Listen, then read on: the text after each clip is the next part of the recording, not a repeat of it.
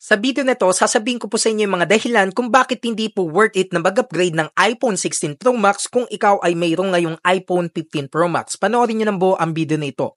So unang-una guys, disclaimer, hindi ko talaga dinidiscourage kayo na huwag kayong bumili, huwag kayong mag-upgrade dahil depende pa rin po sa inyo yan kung sa tingin yung worth it, yung konting dagdag sa specs and features sa idadagdag nyo na 30,000-40,000 pesos, go for it. No? Wala naman pong humaharang sa inyo, no, or pumipigil sa inyo. Pero kung kayo ay logical, pakinggan niyo muna tong video nito. So unang-una guys, yung Apple Intelligence update po, no, yung ChatGPT integration, makukuha niyo rin po 'yan sa iPhone 15 Pro Max, no, which is yung 14 Pro Max pababa or yung 14 Pro pababa, 14 pababa, wala pong ganun.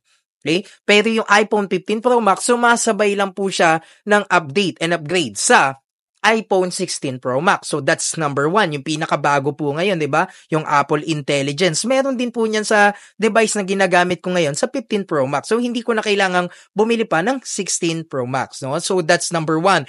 Number 2, yung dagdag lang nito, syempre yung A19 Bionic chip, no? Sorry, yung Apple Bionic chip na A18, sorry. So, number 2 is what we called as yung screen display. Okay, na 6.9, ito 6.7. So, and then mas thinner, no, yung bezel. So, ano pa bang differences, no? Banggitin na natin dito yung tinatawag po natin, ano, na yung visual intelligence po, no, na kapag in-scan mo yung bagay na yun, lumalabas siya. Ewan ko lang kung sa iPhone 15 Pro Max meron din nun. Ano pa ba yung when it comes naman po sa tinatawag natin na camera, meron siyang camera control. Yung iPhone 15 Pro Max wala.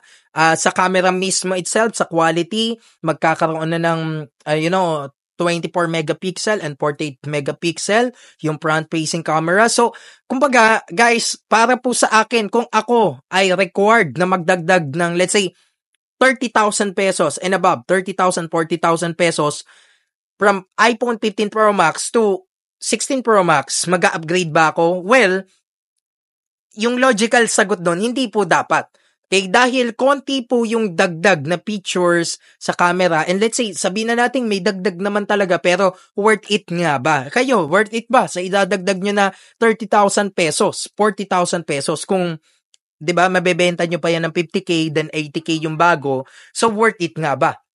O kahit sabihin na lang natin 25,000 pesos, magdadagdag ka ba para doon sa iPhone 16 Pro Max na brand nyo, or let's say second hand, kayo na nga ang bahala, no? Kaya, ang punto ko lang dyan, syempre guys, yung Apple Intelligence, sa 14, 13 pababa, wala Pero sa iPhone 15 Pro Max, same lang naman, may Dynamic Island, same lang naman yung specs, yung processor lang yung naiba, ano pa ba? Sabihin natin may naiba, pero worth it nga ba? Yung na magdagdag kayo ng 30K para sa ganong features, advantages, pero sa tingin ko hindi, no? Hindi ako mag-upgrade. Siguro antayin ko yung 17 Pro Max. Antayin ko yung 17 Air. Antayin ko yung 17-18 onwards, no? Saka ako magpapalit, no? Siguro 17. Pero ang point natin, yung camera design, ganun pa din naman, 'di ba? Yung layout, ganun pa din naman, yung lakas ng speaker, ganun pa din naman yung mga, kung ano yung mga natural mong magagawa, no? Kung ikaw nagti-TikTok, YouTuber ka, vlogger ka, ganun pa rin naman. Ang naiba lang dun sa video, 120 frames per second na sa iPhone 16 Pro Max, kailangan mo ba talaga yun? Diba, yun po ang tanong na sinasagot natin dito. Yung mga upgrade na po ba yun? Kailangan mo ba talaga yun o gusto lang? Is it a want or a need? Kaya again, pag-isipan nyo maigi kung mag-upgrade kayo. Kasi ako actually guys, yung unang 15 Pro Max ko, binenta ko yon, bumili ulit ako ng 15 Pro Max na mas presyo, no? And actually second hand. Pero wala namang problema sa second hand kung marunong kang tumingin, kung marunong kang mag-check talaga at legitimate ba yung seller at definitely mapapagkatiwalaan mo ba? But that's not the point So ako, bumili ulit ako ng iPhone 15 Pro Max, hindi 16 ang binili ko. Kasi bakit? I'm getting what I am paying for. Ibig sabihin, ito yung binili mo, pero actually nga, mas mataas pa yung nakukuha mo. Kasi bakit? Para kang naka 16 Pro Max, no? Yung bezel, thinner na, and also may Apple Intelligence ka pa.